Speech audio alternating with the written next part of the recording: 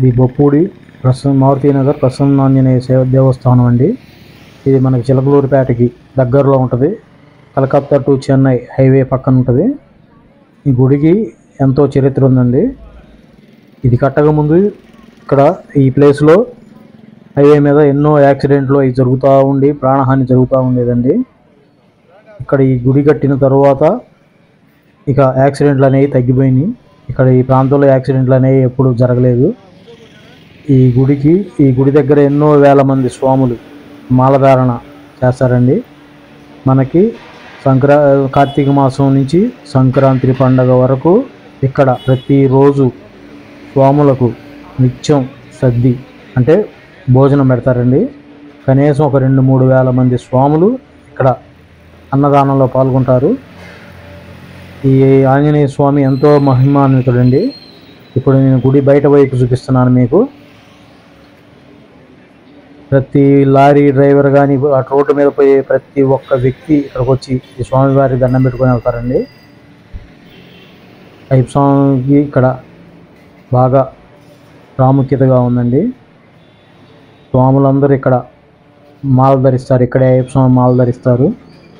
కొన్ని 1000 నుంచి 2-3 వేల మంది స్వాముల దాకా ప్రతి సంవత్సరం అయ్యప్ప స్వామి మాల ధరిస్తారండి. ఇక్కడ చూడండి, ఈరోజు కూడా కొంతమంది అయ్యప్ప స్వామి మాల ధరిస్తున్నారు.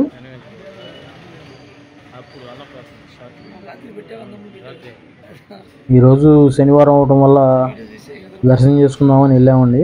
వెళ్ళినప్పుడు ఎందుకో ఆ వీడియో తీయాలా, స్వామివారిని అందరికీ చూపించాలా అనే సంకల్పంతో ఈరోజు మీకు నేను స్వామివారి దివ్య మంగళ రూపాన్ని మీకు చూపిస్తున్నాను. వీడియోలో చూసి అందరూ భక్తి శ్రద్ధలతో స్వామివారిని ప్రార్థించుకోండి.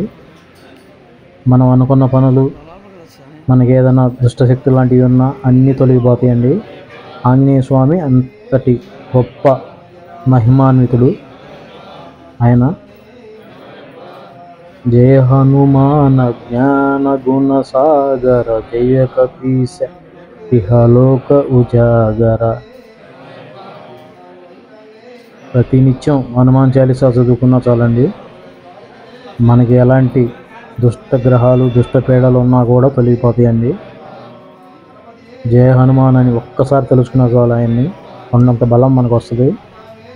ఇంతటి శక్తి స్వరూపుడు ఆంజనేయ స్వామి. ఇది మొదటిసారి మాల ధరించుకునే వాళ్ళు ఇలా ధరిస్తారండి. తెలియని వాళ్ళు ఎవరైనా ఉంటే ఒకసారి చూడండి.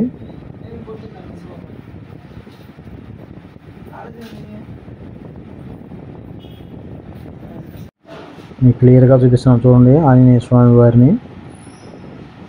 ఒకసారి మనసులో స్మరించుకోండి, జై వీర హనుమాన్ అని. అప్పుడు మీకు తెలియని శక్తి వస్తుంది, కొన్నంత శక్తి.